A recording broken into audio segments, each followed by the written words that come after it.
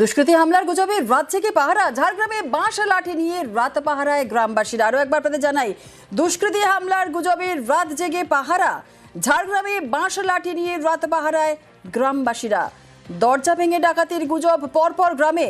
এই দুষ্কৃতী হামলার গুজবে রাত জাগলেন গ্রামবাসীরা, রাত জেগে পাহারা দিলেন গ্রামবাসীরা। ঝাড়গ্রামে বাঁশ লাঠি নিয়ে রাত পাহারায় গ্রামবাসীরা। দরজা ভেঙে ডাকাতির গুজব পরপর গ্রামে।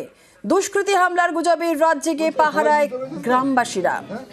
আপনাদের কাছ থেকে এখন আমি এটা আশা করতে পারি তো? হ্যাঁ, সবার মন থেকে ভয় কেটেছে তো? ঠিক আছে, এসডিপিও সাহেব কিছু বলছেন?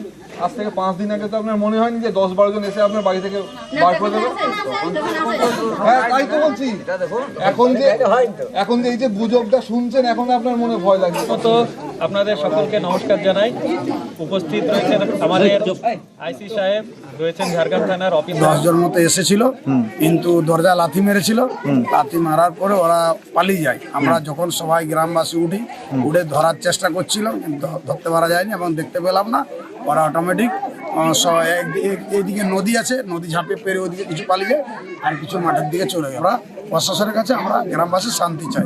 গুজবেই বেশিরভাগ হচ্ছে, আমরা দেখেছি কোনো প্রমাণপত্র পাওয়া যায়নি।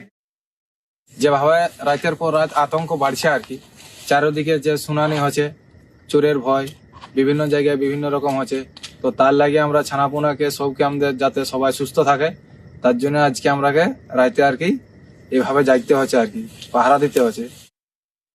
সেখানে লোকজনকে নিয়ে বসেছিলাম, গ্রামের লোকজনকে, এবং তাদেরকে আশ্বস্ত করলাম যাতে কোনো রকম গুজবে কান না দেয়, এবং যদি কোনো রকম কিছু ঘটনা তাদের নজরে আসে যেন দেনান দেয়, সেটা পুলিশের হাতে তুলে দেয়। অ্যাকর্ডিংলি আমরা যে আইনওয়াতিক যে স্টেপ নেওয়ার আছে সেটা আমরা নেই। এখনো পর্যন্ত আমরা প্রমাণ কিছু পাইনি, বা আমাদের হাতে কোনো অভিযোগও আসেনি কোনো রকম। তবে যদি অভিযোগ আসে বা হাতে যদি আমরা কাউকে প্রমাণ পাই, ডেফিনেটলি আমরা লিগ্যাল অ্যাকশন